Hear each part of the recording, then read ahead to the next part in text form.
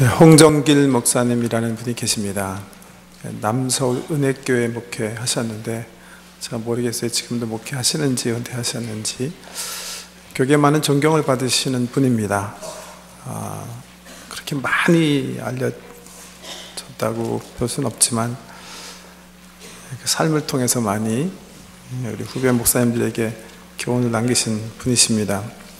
이분이 12, 13년 전에 토론토에 코스타 집회가 있으셔서 오셨어요. 그런데 저희 교회에 홍 목사님과 잘 아는 한국에 같은 교인으로 섬기신 집사님이 계셔서 그 댁에서 점심을 같이 할 수 있었어요. 저는 처음 만나 뵙고 교제했는데, 제가 정말 교계 어른이시고 제가 배우기 원하는 분이었기 때문에 제가 몇 가지 중요한 질문들을 제가 했습니다. 그 중에 하나가 목사님 설교 어떻게 준비하세요? 였어요. 제가 목사님 설교를 이렇게 들어보면 목사님이 이렇게 설교 기교를 부리시거나 그렇지 않으신데도 항상 은혜가 있으세요. 그래서 제가 목사님 설교 어떻게 준비하세요? 이렇게 물었는데 제가 아주 충격적인 말을 들었어요. 목사님이 뭐라고 그러셨냐 하면, 한 목사님, 저는 그냥 설교 준비할 때 본문을 100번 읽습니다. 그런데 이렇게 100번을 읽노라면 성경의 본문의 단어들이 나에게 달려 나옵니다. 그렇게 얘기하셨어요. 제가 그 말 듣고 정말 깊은 교훈을 얻었습니다. 그렇게 깊은 설교 뒤에는 그런 말씀에 대한 경외함과 깊은 묵상이 있었구나. 제가 이제 후배 목사로 깊은 교훈을 얻었던 순간인데요. 여러분, 그게 바로 묵상이에요.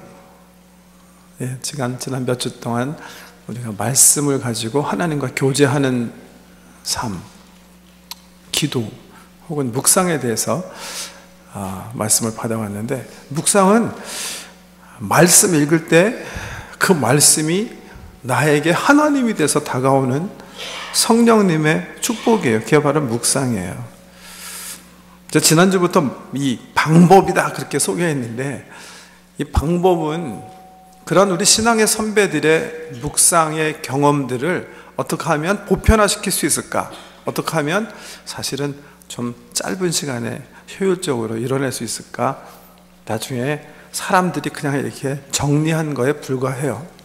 사실은 방법이 중요한 게 아니라 말씀에 대한 태도를, 올바른 태도를 가지고 읽기를 잘하면 사실은 묵상이 된다는 얘기죠. 오늘 히브리서 4장 12절 말씀 읽어드렸는데 보세요. 이렇게 얘기하세요. 하나님 말씀에 대해서.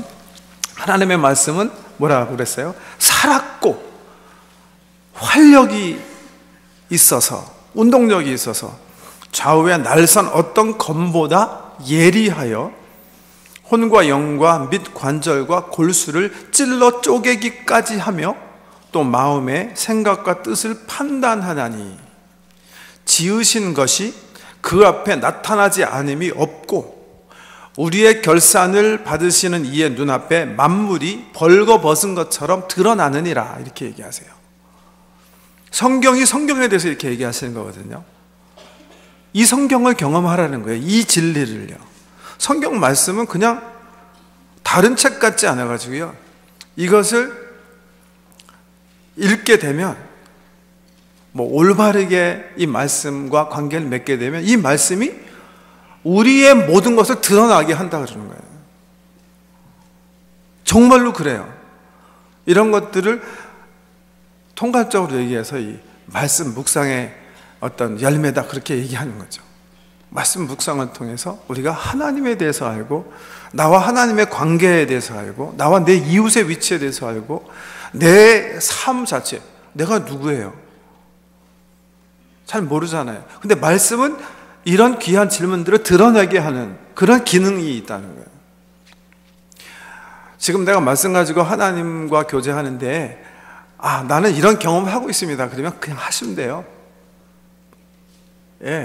그게 말씀의 기능이기 때문에 다른 방법이 필요 없어요. 전 그렇게 생각해요. 그 어떤 방법을 사용하시든지 말씀 가지고 내가 하나님과 교제하러 나갔는데 이 말씀이 정말 내가 어떤 사람인지, 하나님이 어떤 분인지, 내가 지금 주께서 원하시는데 이웃과의 관계가 굉장히 이렇게 하스피더블하게 정말 열려 있는지, 이런 것들을 확실하게 우리에게 일러주고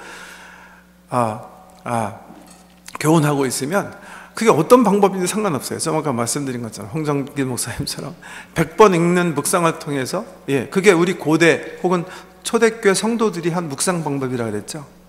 렉시오 지비나의 처음 방법이 바로 그 읽기였어요. 반복해서 읽는 거예요.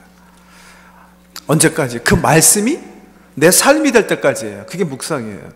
그 말씀의 진리가 내 육체에서, 관계 속에서 다 삶으로 열매 맺혀질 때까지 작은 소리로 읊조리면서 묵상한 거야, 초대교회 성도들이.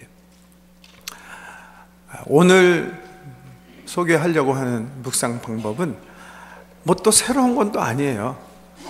실질적으로 성경 말씀을 계속 읽다 보면 방법 배우지 않아도 성령님께서 우리 상상력을 사용하셔서 그 복음을 경험하게 하세요.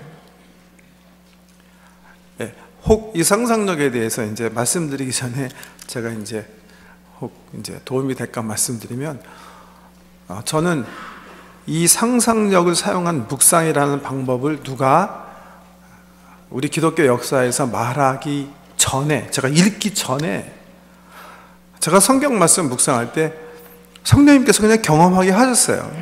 제 간증이에요, 그냥요.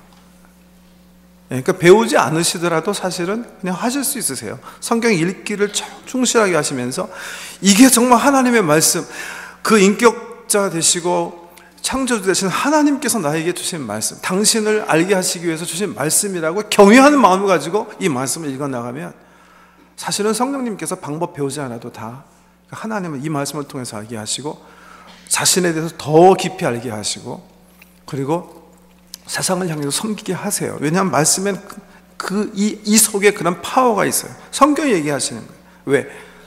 이 성경 말씀, 모든 말씀들은 성령의 감동으로 된 거죠. 하나님의 숨결이 속에 있습니다. 그래서 태도가 중요하다, 그런 말씀드렸는데, 오늘 말씀드리려는 방법은 이제 또 체계화된 거예요. 이런 경험들을 체계화해서 또 소개하는 거예요. 오늘 방법을 제일 체계화해서 소개한 사람은 1540년에 스페인 로열라의 이그나시오라는 사람이에요. 이그나시오. 이 사람이 영어로는요, Gospel Contemplation. 그래서 우리 한국 교계에는 복음 관상 묵상 이렇게 번역이 됐는데, 저는 관상이라는 말이 어감도 안 좋고 오해 소치가 많기 때문에 그냥 풀어서 썼습니다. 상상력을 사용하는 묵상. 어떤 묵상인가 한번 보세요. 그냥 이제 유인물 한번 보세요. 제가 이거 어떻게 하면 제일 심플하게 소개할 수 있을까? 첫 장은 제가 쓴 거예요. 두 번째 장은 이제 우리 지난번에 우리 주빌리 영성 세미나 할 때 전준봉 목사님께서 쓰신 글을 제가 퍼놨고요. 첫 번째 장 한번 보세요. 상상력을 사용한 말씀 묵상이란, 상상력을 사용하여 역사서, 특히 복음서에 소개되는 사건 속으로 들어가 성령의 인도하심 가운데 그 사건을 새롭게 경험하는 묵상이다. 여기 제가 역사서와 복음서를 하이라이트 해놨는데, 예를 들면 바울 서신, 이거는 편지잖아요, 그죠?